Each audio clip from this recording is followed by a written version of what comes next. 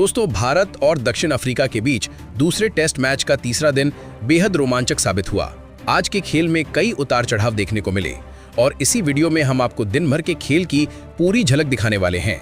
तो वीडियो को आखिर तक जरूर देखें और अगर आपको पसंद आए तो लाइक और शेयर करना ना भूलें। दोस्तों, बता दें कि ये दूसरा टेस्ट गुवाहाटी के बरसापारा क्रिकेट स्टेडियम में खेला जा रहा है। सीरीज के पहले दिन साउथ अफ्रीका ने टॉस जीतकर पहले बल्लेबाजी का फैसला किया था और दिन का खेल खत्म होने तक उन्होंने 6 विकेट पर 247 रन बना लिए थे। दूसरे दिन जब अफ्रीकी बल्लेबाज मैदान पर उतरे तो उन्होंने भारतीय गेंदबाजों पर और दबाव बनाया। सेनोरन मुथुसामी और काइल वेरेना ने पारी को संभालते हुए उपयोगी साझेदारी निभाई। वेरेना अर्धशतक से थोड़े दूर रह गए, लेकिन मुथुसामी ने शानदार 109 रनों की पारी खेली।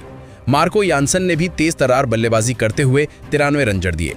इन दोनों की बदौलत अफ्रीका का स्कोर 489 रन तक पहुंच गया। भारत की ओर से कुलदीप यादव सबसे सफल गेंदबाज रहे, जिन्होंने 4 विकेट अपने नाम किए। वहीं बुमराह, सिराज और जडेजा को 2-2 विकेट मिले। भारतीय पारी की शुरुआत धीमी लेकिन संयमित रही। दूसरे दिन का खेल खत्म होने तक टीम इंडिया बिना किसी नुकसान के 9 रन बना चुकी थी। तीसरे दिन सुबह के सत्र में एल राहुल और यशस्वी जायसवाल ने पारी को आगे बढ़ाया। दोनों बल्लेबाजों ने धैर्य के साथ खेलते हुए साउथ अफ्रीका के गेंदबाजों का डटकर सामना किया। मुल्डर, महाराज और हार्मर ने लगातार सटीक गेंदबाजी की, लेकिन भारतीय ओपनरों ने कोई गलती नहीं की। मार्को यानसन ने अपने बाउंसरों से बल्लेबाजों को परेशान करने की कोशिश की। एक बाउंसर जायसवाल के ग्लव्स पर भी लगी, लेकिन उन्होंने संयम नहीं खोया। राहुल ने शुरू में कुछ धीमा खेल दिखाया, लेकिन ढीली गेंदों पर चौके जरूर लगाए। यानसन की एक ओवर पिच गेंद पर राहुल ने शानदार कवर ड्राइव लगाकर टीम के स्कोर को गति दी। जायसवाल ने भी मोल्डर के ओवर में लगातार 2 चौके जड़कर दबाव घटाया। स्पिनरों के आने पर दोनों बल्लेबाजों ने शानदार शॉट लगाए। 15वें ओवर में जायसवाल ने महाराज को स्वीप कर चौका जड़ा और भारतीय फैंस का उत्साह बढ़ा दिया। कुछ देर बाद हार्मर की गेंद पर उन्होंने एक बेहतरीन स्लॉग स्वीप लगाया जो सीधे बाउंड्री पार गया। 20वें ओवर तक भारत का स्कोर बिना विकेट खोए 63 रन हो चुका था और राहुल जायसवाल की जोड़ी मजबूत नजर आ रही थी। लेकिन 21वें ओवर में केशव महाराज ने भारत को पहला झटका दिया। राहुल गेंद को डिफेंड करने आगे बढ़े, किनारा लगा और मार्कराम ने स्लिप में शानदार कैच थामा। राहुल 22 रन बनाकर लौट गए। ड्रिंक्स ब्रेक के समय भारत का स्कोर 63 पर 1 विकेट था और जायसवाल। भारत की शुरुआत तो बेहतरीन रही, लेकिन केएल राहुल का विकेट गिरते ही दक्षिण अफ्रीका मैच में दोबारा वापसी करने में सफल रहा। तीसरे दिन का आगे का खेल रोमांच और उतार चढ़ाव से भरा रहा। राहुल के आउट होने के बाद क्रीज पर यशस्वी जायसवाल के साथ नए बल्लेबाज साई सुदर्शन आए।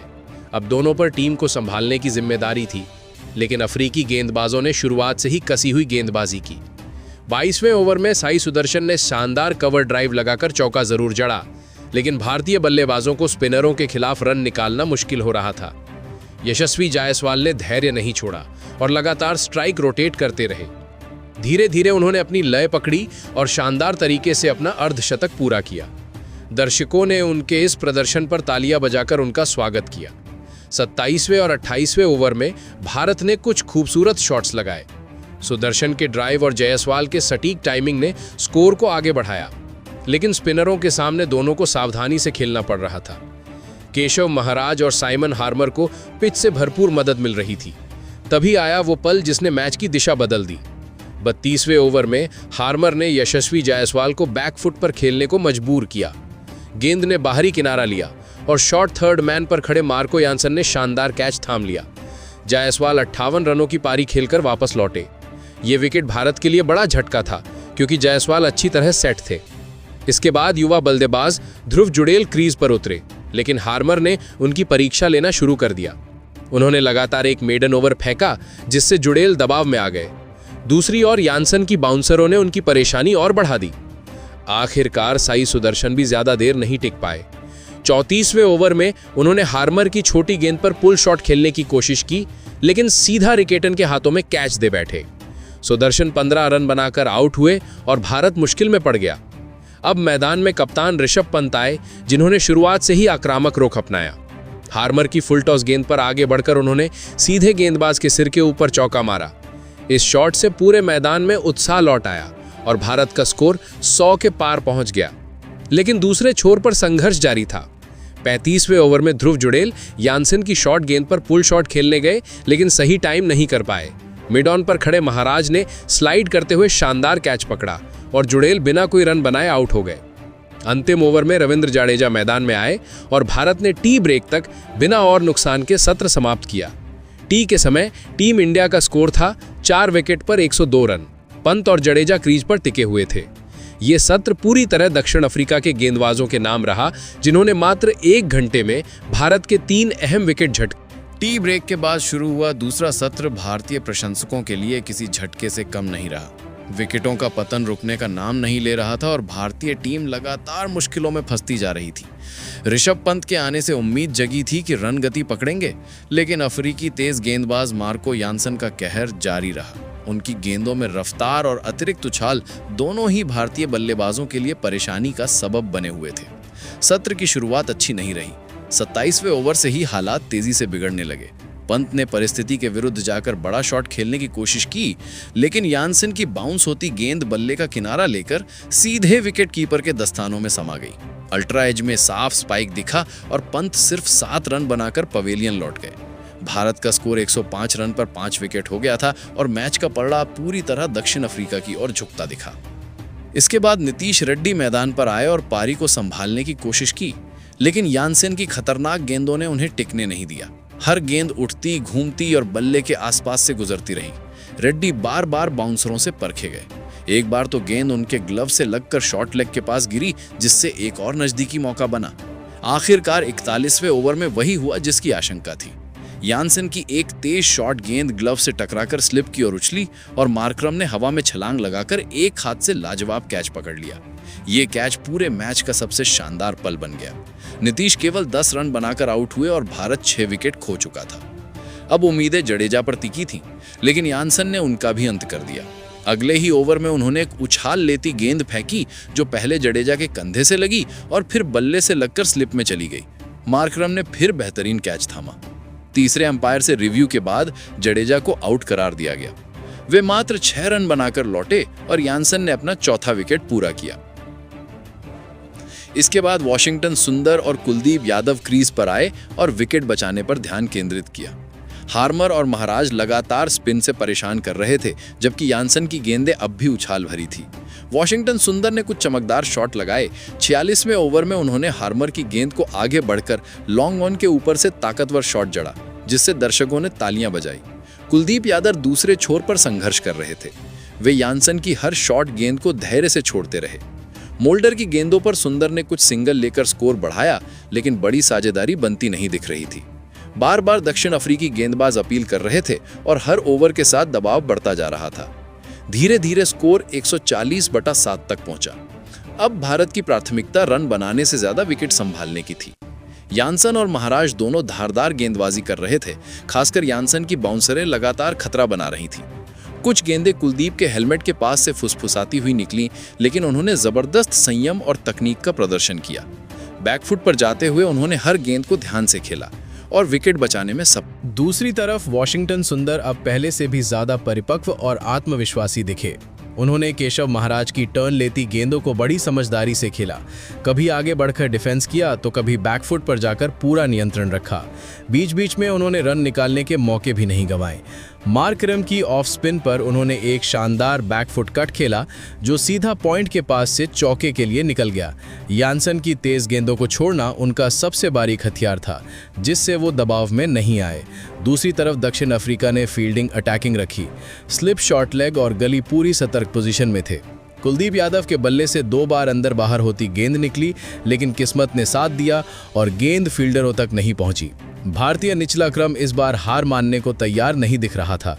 63वें ओवर में जब मार्को यानसन फिर आक्रमण पर लौटे तो उन्होंने शॉर्ट पिच गेंदों से दोनों बल्लेबाजों को फंसाने का प्रयास किया। एक बार वॉशिंगटन सुंदर की गेंद ग्लव पर लगकर फाइन लेग की दिशा में गिरी, मगर कैचिंग पोजीशन नहीं थी। भारत एक और झटके से बच गया। इसके बाद सुंदर ने अनुभव का परिचय दिया। उन्होंने यानसन की गेंदों को सिंगल्स में बदला और स्ट्राइक रोटेशन बनाए रखा। वहीं कुलदीप यादव ने बेहतरीन संयम के साथ खेलते हुए महाराज की घूमती गेंदों पर आगे कदम निकालकर सिंगल्स जुटाए। 75वें ओवर में महाराज की ऑफ स्पिन को स्लिप के पास से निकालते हुए उन्होंने चौका लगाया। इस चौके के साथ भारतीय ड्रेसिंग रूम में थोड़ी राहत दिखाई दी, क्योंकि भारत का स्कोर 150 रन के करीब पहुंच गया था। वॉशिंगटन सुंदर हर ओवर में एक आध रन लेकर स्ट्राइक बदलते रहे ताकि दोनों छोर पर लय बनी रहे। मार्करम और हार्मर की स्पिन जोड़ी ने विकेट निकालने की पूरी कोशिश की, लेकिन भारतीय बल्लेबाज चूक नहीं कर रहे थे।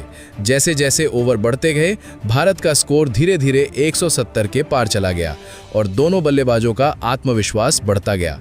अंततः 66वें ओवर की अंतिम गेंद पर कुलदीप ने थर्ड मैन की दिशा में 1 रन लेकर सेशन समाप्त किया। लंच घोषित हुआ तो भारत 7 विकेट खोकर 174 रन पर पहुंच चुका था।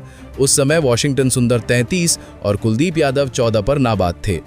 तीसरे दिन के अंतिम सत्र में भारतीय पारी का संघर्ष जारी रहा। सुंदर और कुलदीप यादव मिलकर टीम को सम्मानजनक स्थिति तक पहुंचाने के लिए डटे रहे। सुंदर का खेल बेहद निपुण रहा। उन्होंने हर स्पिनर को आत्मविश्वास से खेला और पिच के व्यवहार को बखूबी समझा। वहीं कुलदीप यादव ने 100 से ज्यादा गेंदें खेलकर एक दृढ़ रक्षात्मक पारी पेश की। अफ्रीका ने लगातार अटैकिंग फील्ड लगाए, स्लिप, गली और शॉर्ट लेग चारों तरफ, लेकिन दोनों बैटर्स संयमित रहे। फिर आया 78वां ओवर, जिसने मैच को फिर नई दिशा दी। साइमन हार्मर ने हल्के हाथ से एक बाहर जाती स्पिनर फेंकी।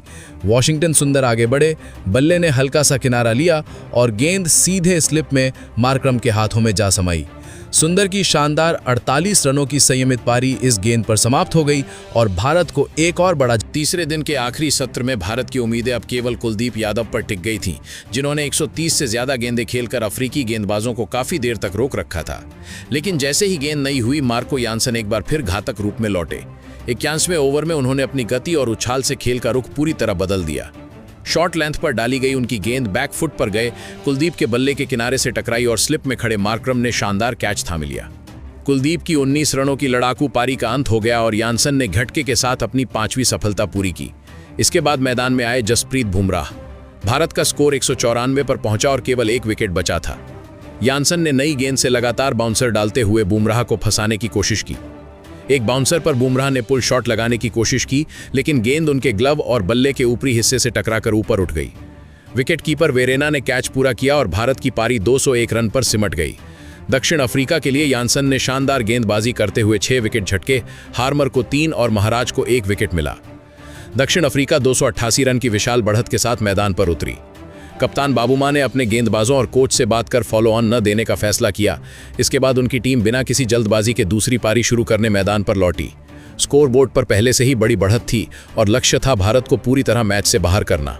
शाम का सूरज ढलने लगा था और पिच पर हल्की रोशनी बची थी, लेकिन अफ्रीकी ओपनर रायन रिकेल्टन और एडन मार्करम पूरी एकाग्रता से डटे रहे। बुमराह ने नई गेंद से शानदार शुरुआत की और पहली ही गेंद बाहर की ओर स्विंग कराई, लेकिन रिकेल्टन ने उस पर कवर ड्राइव लगाकर चौका जड़ दिया। ये दक्षिण अफ्रीकी आत्मविश्वास का स्पष्ट संकेत था। अगली ही गेंद पर अतिरिक्त उछाल मिली और पंत गेंद को पकड़ने से चूक गए। भारत को अब भी पहली सफलता की तलाश थी। दूसरे ओवर में सिराज को गेंदबाजी दी गई, जिन्होंने तुरंत लय पकड़ ली। उन्होंने लगातार 5 गेंदें ऑफ स्टंप के बाहर रखीं, जहां रिकेल्टन बार बार बीट होते रहे। लगा जैसे विकेट कभी भी गिर सकता है, लेकिन किस्मत भारत से दूर रही। बुमराह ने चौथे ओवर में मार्करम को एक शानदार आउट स्विंगर दी, जिस पर स्लिप में खड़े केएल राहुल के हाथों में कैच आया, मगर वो उसे पकड़ नहीं पाए। मार्करम को बड़ा जीवनदान मिला और भारतीय खिलाड़ियों के चेहरे उतर गए। इसके बाद अफ्रीकी बल्लेबाजों ने खेल पर कब्जा जमाना शुरू किया।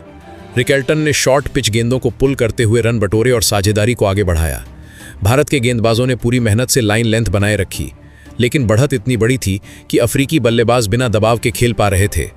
जडेजा को गेंद दी गई और उन्होंने तुरंत पकड़ में आने वाली टर्न दिखानी शुरू की, मगर दोनों ओपनरों ने बैकफुट पर जाकर सुरक्षित खेल का फैसला किया। कुलदीप यादव को भी ओवर दिए गए और उन्होंने बेहतरीन फ्लाइट के साथ गेंदें फेंकी, पर अफ्रीकी बल्लेबाजों ने कोई रिस्क नहीं लिया। तीसरे दिन का खेल खत्म होते होते दक्षिण अफ्रीका बिना किसी नुकसान के 26 रन बना चुकी थी और उनकी कुल बढ़त 314 तक पहुंच गई थी। भारतीय टीम के लिए ये स्थिति चिंताजनक थी, क्योंकि एक भी विकेट हाथ नहीं लगा था। इसी बीच मैदान की रोशनी काफ़ी कम हो गई। अंपायरों ने लाइट मीटर से कई बार माप लिया। पंत स्टंप माइक पर मजाक में बोले, बहुत लाइट है, लेकिन नियम सख्त थे। अंपायर ने संकेत दिया और खेल रोक दिया गया। भारतीय खिलाड़ी निराश मन से पवेलियन लौटे, जबकि दक्षिण अफ्रीकी खिलाड़ी मुस्कुराते हुए बाहर निकले। उन्हें पता था कि अब मैच उनके नियंत्रण में पूरी तरह आ चुका है। इस तरह तीसरे दिन का रोमांचक खेल समाप्त हुआ। तो दोस्तों, आप टीम इंडिया के आज के प्रदर्शन को कैसे देखते हैं? अपनी राय कमेंट में ज़रूर बताएं।